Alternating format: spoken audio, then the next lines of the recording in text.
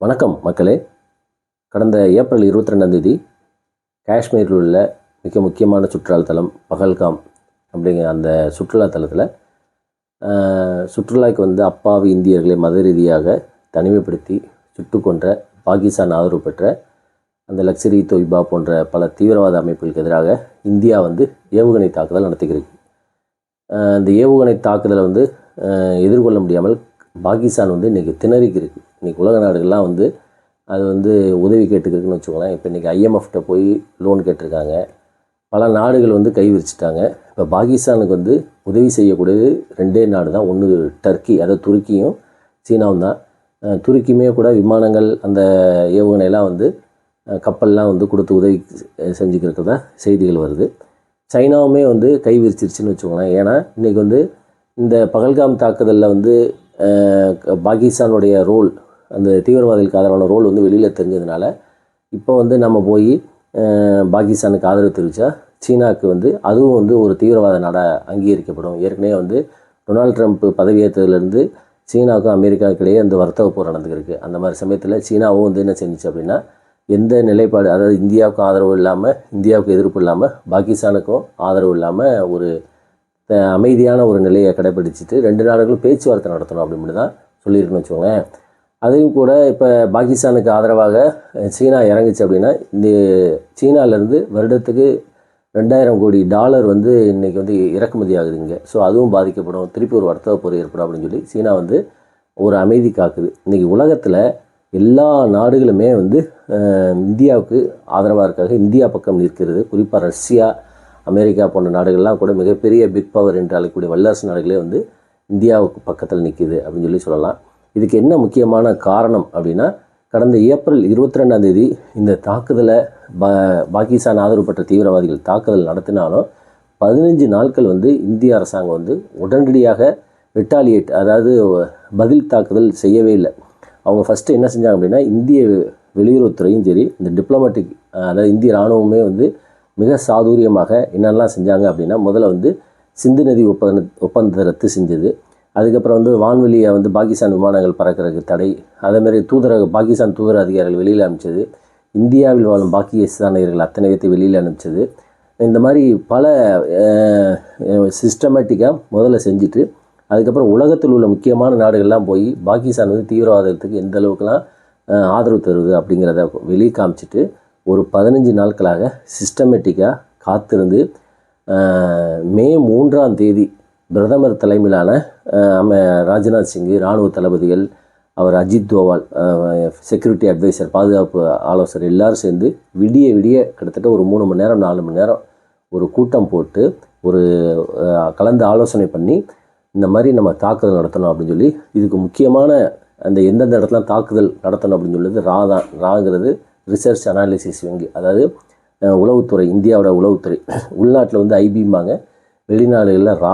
இந்த ரா தான் பாகிஸ்தான் ஆக்குபைடு காஷ்மீர் அப்படிங்கிற பகுதிகளில் எங்கெங்கெல்லாம் இந்த மாதிரி லக்சரி தொய்பா, ஜெய்ஸ்ரீம், அந்த தீவிரவாத அமைப்புகள், ஹிஸ்புல் முகாமிதீன் போன்ற அமைப்புகள்லாம் எங்கெங்கெல்லாம் செயல்படுது அப்படின்னு 9 இடங்கள் கிட்டத்தட்ட, அதாவது பாகிஸ்தான் ஆக்குபைடு காஷ்மீரில் ஒரு 4-5 இடங்கள், அதே மாதிரி பாகிஸ்தானில் ஒரு 5 இடங்கள், 9 இடங்களில் முதல் தாக்குதலில் கடந்த ஏப்ரல் 7 இரவு 1 மணிலேருந்து 1:25 வரைக்கும் 25 நிமிஷங்கள் 24 தாக்குதல்கள் அட்டிய ஸ்ட்ரைக், அதாவது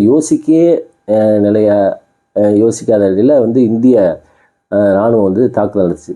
அதாவது அந்த கூட்டத்தில் என்ன முடிவு பண்ணாங்க அப்படின்னு பார்த்தீங்கன்னா, அதாவது பிரதமர் தலைமையிலான அந்த கூட்டத்தில் இதுவரைக்கும் பாகிஸ்தான் பல தாக்குதல் நடத்திருக்கு. அது புல்வாமா தாக்குதலேருந்து, பூரி தாக்குதலேருந்து, 2008 அந்த தாஜ் ஹோட்டல் தாக்குதலில், அதுக்கெல்லாம் நம்ம பதிலடி எந்த அளவுக்கு கொடுத்ததில் அவங்க யோசிக்காதபடி ஒரு பதிலடியை கொடுக்கணும் அப்படின்னு சொல்லி அந்த கூட்டத்தில் விவாதிக்கப்பட்டது. சரி, அப்போ முதல்ல நம்ம பொதுமக்களை தாக்கக்கூடாது அப்படிங்கிறது விவாதிக்கப்பட்டு, இந்திய இராணுவம் அந்த ஏவுகணை தாக்குதலில் எந்த விதமான மருத்துவமனையோ, அப்பாவி பொதுமக்களோ, அல்லது ஈவன் இராணுவ தளவாடங்களோ கூட தாக்கப்படாமல் எங்கெங்கெல்லாம் அந்த தீவிரவாத குழுக்கள், இந்த நான் சொன்ன அந்த லக்சரி தொய்பா போன்ற தீவிரவாத குழுக்கள் எங்கே செயல்படுகிறாருங்கிறத மூலம் கண்டுபிடிச்சி அந்த இடத்த ஏவுகணை மூலம் தாக்குதல் நடத்தியிருக்காங்க. அப்படிங்கிறது இந்திய இராணுவத்துக்கு கிடைச்ச ஒரு மிகப்பெரிய என்ன செய்கிறது ஒரு இன்டெலிஜென்ஸ். அதாவது இஸ்ரேலே இன்றைக்கி வியக்குது. அந்த அளவுக்கு இந்தியா சிறப்பாக செயல்பட்டுருக்கு அப்படின்னு சொல்லி பார்க்கலாம்.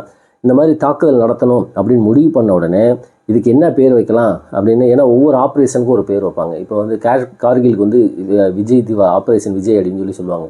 அந்த மாதிரி இதற்கு வந்து பேர் என்ன வைக்கலாம் அப்படின்னு பார்த்தா அதை வந்து ஆப்ரேஷன் சிந்தூர் வைங்க அப்படிங்கிறது, அது குங்குமம் அப்படிங்கிறது. ஏன் அந்த குங்குமம் அப்படின்னா, இந்த பகல்காமில் தாக்குதல் நடத்தையில் அதில் ஹனிமூன் போன குறிப்பாக வந்து குடும்பத்தோடு போனவங்கள ஆண்களை மட்டும் தனியாக பிரித்து அந்த பெண்கள் முன்னாடி ஆண்களோட நெத்தியில் துப்பாக்கியை வச்சு நீ திருக்குறான் சொல்லி நீ வந்து முஸ்லீமா அப்படின்னு சொல்லி அவங்களுடைய ட்ரௌசரை கழட்டி அந்தளவுக்கு கொடுமைப்படுத்தி மத ரீதியாக இந்த தீவிரவாதிகள் வந்து நடத்தினது வந்து நமது இந்தியாவுக்கும் சரி பிரதமர் மோடிக்கு வந்து ஒரு மிகப்பெரிய வருத்தத்தை ஏற்படுத்துச்சு. அதனால தான் அந்த குறிப்பாக அந்த ஹனிமூனில் போன ஒரு பெண் வந்து இளம் பெண் வந்து தன்னுடைய கணவரை இழந்த அந்த பாடி முன்னாடி உட்கார்ந்தது, அந்த ஃபோட்டோ வந்து இந்தியா முழுவதும் ஒரு மிகப்பெரிய வைரல் ஆச்சுன்னு வச்சுக்கோங்களேன். அப்போ அந்த விதவைங்கிற அந்த குங்குமத்தை அழிச்சதுனால அதே குங்குமம் அந்த ஆப்ரேஷன் சிந்தூர் அப்படிங்கிறத அதை காயின் பண்ணது நம்ம பிரதமர் அப்படிங்கிறதா வந்து இதில் முக்கியமான ஒரு செய்தி. பாகிஸ்தான் வந்து இந்த அளவுக்கு இதை எதிர்பார்த்துருக்கே இருக்காது அப்படிங்கிறதான் வந்து, ஏன்னா 1971 அப்புறம் இந்த மாதிரி வந்து உள்ளே புகுந்து அடித்து நாசம் பண்ணது வந்து இதுதான் முதல் முறை அப்படிங்கிறதான் வந்து இன்றைக்கி வந்து முக்கியமான செய்தி. இப்போ நேற்று நைட்டுமே கூட 2 சைடுமே தாக்குதல் இருந்துச்சு அப்படிங்கிறது. இன்னும் பாகிஸ்தானில் இன்னும் ஒரு 2 நாளைக்கு மேலே தாக்கு பிடிக்க முடியாது அப்படின்னு சொல்கிறாங்க. ஏன் அப்படின்னா அதுகிட்ட வந்து ஏவுகணைகள் எல்லாமே வந்து முடிஞ்சு போச்சு. இன்றைக்கி வந்து IMF போய் கடன் கேட்குறாங்க, உலக நாடுகள் உதவி செய்யுங்க அப்படின்னு சொல்லி. இன்றைக்கி பார்த்தீங்கன்னா பாகிஸ்தானோட முன்னாள் பிரதமர் நவாஸ் ஷெரீப் வந்து என்ன சொல்கிறார் அப்படின்னா, பேச்சுவார்த்தை நடத்துங்க, தேவையில்லாமல் போர் நடத்தாதீங்க அப்படின்னு சொல்லியும் எல்லா அங்கு உள்ள அமைப்புகள் கோரிக்கை விடுத்துக்கிருக்காங்க. இதில் வந்து 3 பாகிஸ்தான் அமைச்சர்கள் வந்து தப்பி ஓடிட்டதாகவும் செய்திகள் வருது. அதில் குறிப்பாக வந்து பாகிஸ்தான் பார்லிமெண்ட்டில் ஒரு கூட்டம் நடந்திருக்கு. அதாவது இந்த மாதிரி எமர்ஜென்சி கூட்டம். அந்த கூட்டத்தில் பேசின ஒரு MP கண்ணீர் விட்டு அழுகிறார். அவர் ஆளுங்கட்சியோட PML, அதாவது பாகிஸ்தான் முஸ்லீம் லீக் அந்த கட்சியோட MP, சீனியர் மோஸ்ட் எம்பியாக அவர் வந்து அழுகிறாரு. தயவுசெய்து இந்த போரை நிப்பாட்டுங்க, இந்தியாவிலேருந்து எங்களை காப்பாற்றுங்க, இந்தியாவோட தாக்குதலேருந்து காப்பாற்றுங்க அப்படின்னு சொல்லி கண்ணீர் விட்டு அழுகக்கூடிய அந்த ஃபோட்டோ வந்து பார்த்திங்கன்னா கரீம் முகமது இக்பால் அப்படிங்கிறது அவருடைய பேர். அது வந்து இன்றைக்கி வைரல் ஆகிருக்கு. இதுக்கெல்லாம் யார் காரணம் அப்படின்னு பார்த்திங்கன்னா அந்த மக்கள் தான் காரணம். நல்ல ஆட்சியாளர்களை தேர்ந்தெடுக்காதது. என்றைக்குமே வந்து தீவிரவாதத்தை இன்றைக்கி பாகிஸ்தான் வந்து என்ன நினச்சிருந்துச்சு, நம்ம தீவிரவாதத்தை ஆதரித்தா அது என்றைக்குமே நமக்கு வந்து கை கொடுக்கும், அமெரிக்கா கை கொடுக்கும், சீனா கை கொடுக்கும் அப்படின்னு. எப்படின்னா தீவிரவாதத்தை ஆதரிக்கிறதும் பாம்புக்கு வந்து பால் ஊற்றி வளர்க்குறது ஒன்று அப்படின்னு சொல்லுவாங்க. அது என்றைக்குமே திருப்பி கொத்தும் அப்படின்னு சொல்லுவாங்க. இப்போ பார்த்தீங்கன்னா வந்து பாகிஸ்தான்லேயே அப்பப்போ குண்டுகள் வெடிக்கும். அது யார் வெடிக்கிறாங்க அப்படின்னு தெரியாது. ஏன்னா அங்கே அத்தனை தீவிரவாத அமைப்புகள் செயல்படுது. பாகிஸ்தானில் இன்னொரு சைடு பார்த்திங்கன்னா பலுச்சிஸ்தான் அப்படிங்கிற பகுதி, அவங்க வந்து ஒரு தனி நாடு கேட்டு அது ஒரு இயக்கம் தனியாக போராடிக்கிறாங்க. இப்போ கூட பார்த்திங்கன்னா அங்கே ஒரு ட்ரெயினில் ஒரு மிகப்பெரிய ஆக்சிடென்ட் நடந்து கிட்டத்தட்ட ஒரு 500க்கு மேற்பட்ட, ஆக்சிடென்ட் கிடையாது, பாம்பு பிளாஸ்ட் நடந்து ஒரு 500 பேர்கிட்ட இறந்து போனாங்க அப்படிங்கிற செய்தியெல்லாம் பார்க்க முடியுது. இன்றைக்கி தீவிரவாதத்தை கையில் எடுத்து தீவிரவாதிகள் ஊக்குவித்தா என்ன ஆகும் அப்படிங்கிறதுக்கு ஒரு சிறந்த உதாரணம் தான் ஆப்கானிஸ்தான். இதை பார்த்து கூட இன்ன வரைக்கும் பாகிஸ்தான் திருந்தலை அப்படின்னு சொன்னால் அதோட எதிர்காலம் வந்து சோமாலியா, அந்த எத்தோப்பியா, சோமாலியா நாடுகளில் வந்து மக்கள் எப்படி சின்னாபனமாக இன்றைக்கி வந்து வறுமையில் இருக்காங்களோ அதே மாதிரி தான் ஆகும். இன்றைக்கி பாகிஸ்தானோட பொருளாதாரம் கடுமையாக வீழ்ச்சி அடைந்திருக்கு. இந்த பாகிஸ்தான் பொருளாதாரம் மீண்டு வர்றதுக்கு 10 வருஷம் ஆகும் அப்படிங்கிறாங்க. அந்த பாகிஸ்தான் இந்தியா மீது தாக்குதல் நடத்த அனுப்பக்கூடிய ஏவுகணை வந்து கிட்டத்தட்ட ஒரு $3 மில்லியன் அப்படின்னு சொல்கிறாங்க. சமீபத்தில் பாகிஸ்தானில் கோதுமை கிடைக்கலன்னு சொல்லி அடித்து மக்கள் இது பண்ணி அதில் ஒருத்தர் இறந்தே போனார் அப்படிங்கிற செய்திலாம் பார்க்க முடியுது. அப்போ சாப்பாட்டுக்கே அங்கே வழி இல்லாமல் பொருளாதாரம் வந்து கடுமையாக வீழ்ச்சி நடந்துருக்கு. அங்கே வந்து இப்போ இந்த சிந்து நதி நீதி ஒப்பந்தம் ரத்து, ஆனால் வந்து அங்கே விவசாயமே பொய்த்து போகும். இந்த மாதிரிலாம் ஒரு காலகட்டத்தில் ஆனால் அங்கே உள்ள ஆட்சியாளர்கள் எப்போ பார்த்தாலும் பார்த்திங்கன்னா தீவிரவாதம், மதம், இதே வந்து தங்களுடைய நேரத்தையும் பணத்தையும் செலவு செஞ்சு இன்றைக்கி அந்த மக்கள் வந்து பரிதி வச்சுக்கிறாங்க.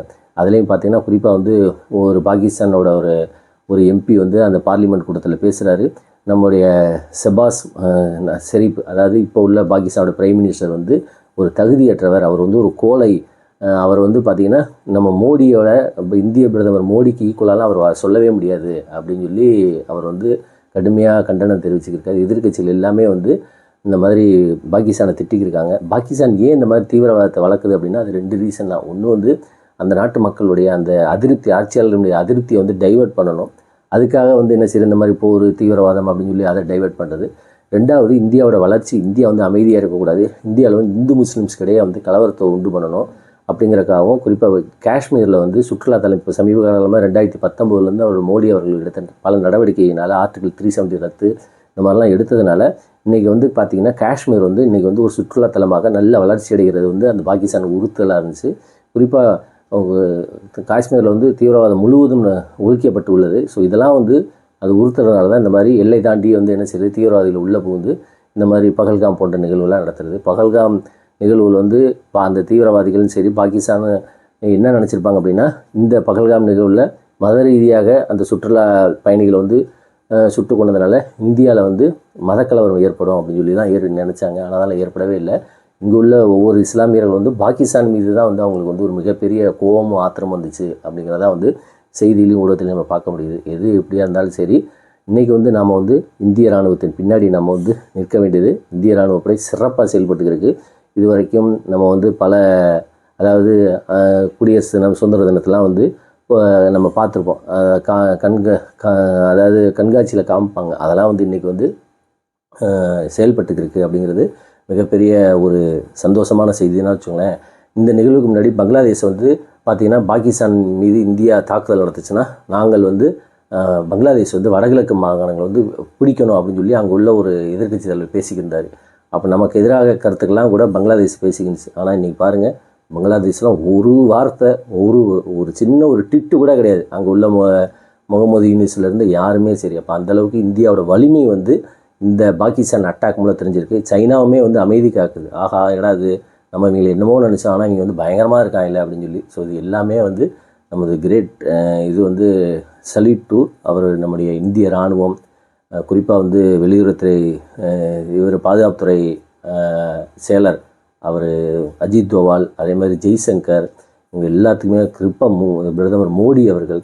அதிலே வந்து அந்த தீவிரவாதிகள் வந்து கடைசியில் அந்த ஆண்களெல்லாம் சுட்டு கொண்டுட்டு பெண்கள்கிட்ட இதை போய் உங்கள் மோடிகிட்ட சொல்லு அப்படின்னு சொல்லி சொன்னார். இன்றைக்கி அந்த மோடி அதை செயல்படுத்தி காமிச்சிட்டாரு. நன்றி.